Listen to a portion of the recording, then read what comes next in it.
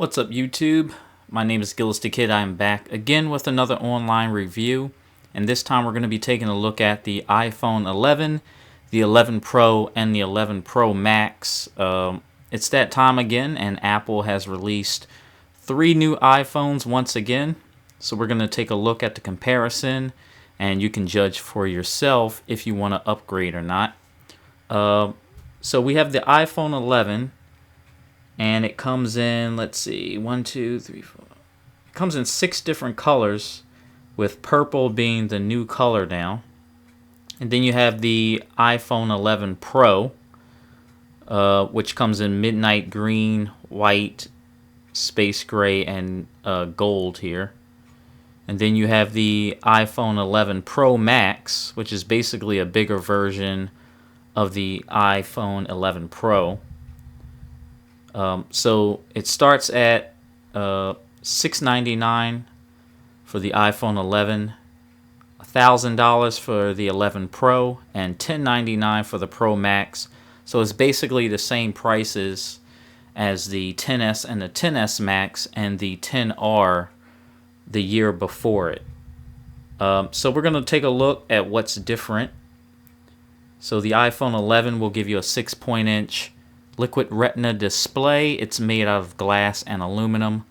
The 11 Pro is a 5.8-inch super retina display, and it's made out of stainless steel. And then you have the iPhone 11 Pro Max, which is 6.5 inches, and again, that's made out of stainless steel. It seems like these iPhones are all about the camera, and we're gonna take an in-depth look at that too in a minute. So the iPhone 11 will give you dual 12 megapixel ultra wide and wide angle cameras with night mode. So it's got 2 lenses now with an LED flash, and then the 11 Pros, they have 3 cameras. So you get a 12 megapixel ultra wide, and telephoto cameras, and it's pretty much the same with the Pro Max. And you get a 4K video recording up to 60 frames per second, so that's always pretty nice. All 3 phones have Face ID. They all have the same computer chip, so you got the A13 Bionic chip. All 3 phones have the same processor. Apple really doesn't give you an actual wattage of the battery. All they say is it lasts longer than the previous iPhone. So if you have an iPhone XR, you're going to get an hour longer battery life. If you have the XS, you're going to get 4 hours longer. And if you have the XS Max, you're going to get 5 hours longer battery life. They have extra water resistance to them, so up to 4 meters for up to 30 minutes. It's pretty much the same stuff they told you last year. And these are the storage capacities, so they all start at 64 gigs of storage, which is absolutely ridiculous because you figure, they're putting the Pro name into the iPhone category, and they should start you off at 128 gigs for the Pro models, in my opinion. But they start off at 64 gigs. If you get the iPhone 11, you're going to have to choose between 64, 128, and 256. And the 2 expensive models will give you 64, 256, and 512. And this is just talking about the screen. We're going to go down. That's the water resistance. They all have the same computer chip. So just like when the Samsung Galaxy S9 came out, it was all about the camera. That's all they talked about, and that's how they marketed the phone. Apple's doing pretty much the same thing. So once again, you get those dual 12 megapixel ultra wide and wide angle cameras.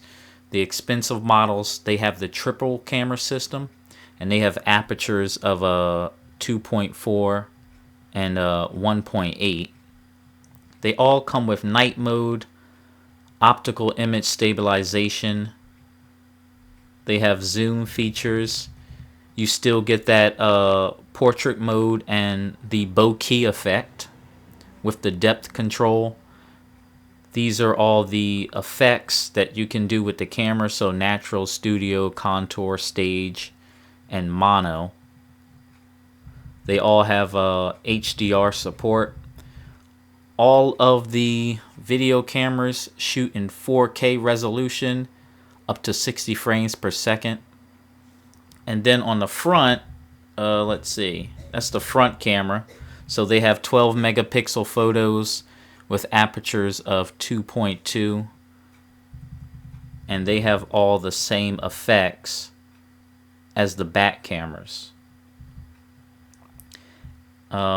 Just to let you know, these phones does feature gigabit class LTE.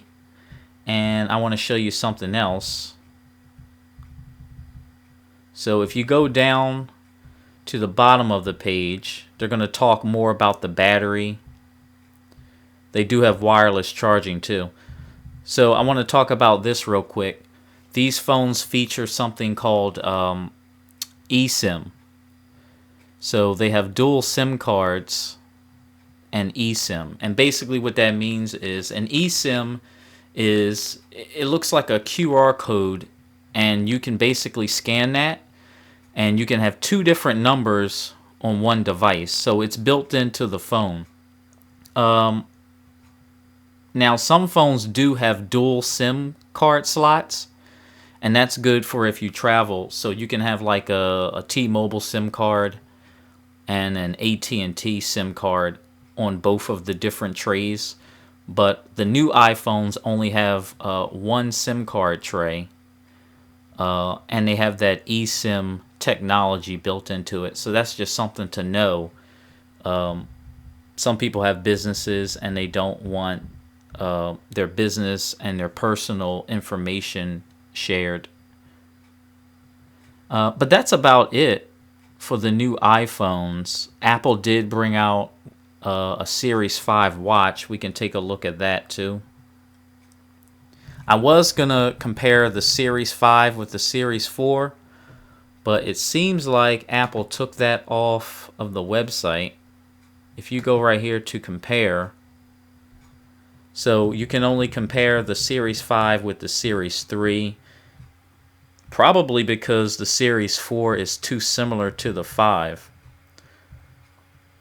But if you're wondering about the watch, they're going to have an always-on Retina display. Supposedly, it's a little bit thinner. They have the ECG app, the heart rate sensor. They've added a compass and fall detection. And of course, you get more storage now. So you're going to get 32 gigs of storage instead of 16 with the Series 4. And then we're going to go back and look at, they have like a new iPad too. The only thing they did with the iPad was give it like a better processor. And now it has a 10.2-inch Retina display. And Apple is going to be bringing out iPad OS. So it's its own version of like iOS as far as like iPads go. iPads, watches, and phones, it's all iOS, but it's different depending on what device you use. But I have the iPhone 10. I'm probably going to stay with that until 2020 because I feel like Apple is going to save the best for last. They're going to put all the great features into the 2020 iPhone. So, and I have a 256 gig iPhone 10.